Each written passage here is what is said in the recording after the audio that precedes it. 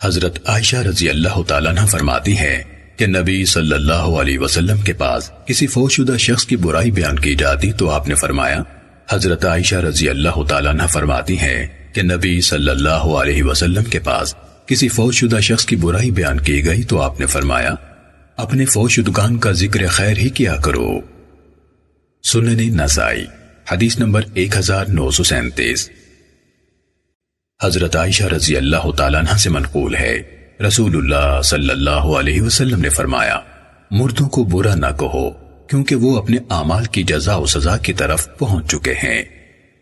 سنن نسائی حدیث نمبر 1938.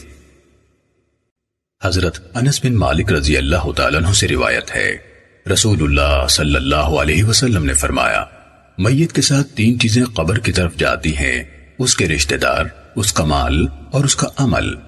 2 چیزیں یعنی رشتہ دار اور مال تو واپس آ جاتے ہیں اور 1 چیز یعنی اس کا عمل اس کے پاس رہ جاتا ہے. سنن نسائی حدیث نمبر 1939. حضرت ابو ہریرہ رضی اللہ تعالیٰ عنہ سے روایت ہے رسول اللہ صلی اللہ علیہ وسلم نے فرمایا مومن کے مومن پر 6 حق ہیں.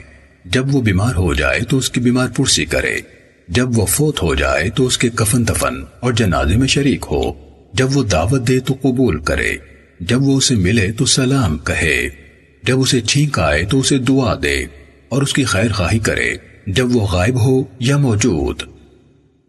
سنن نسائی حدیث نمبر 1940.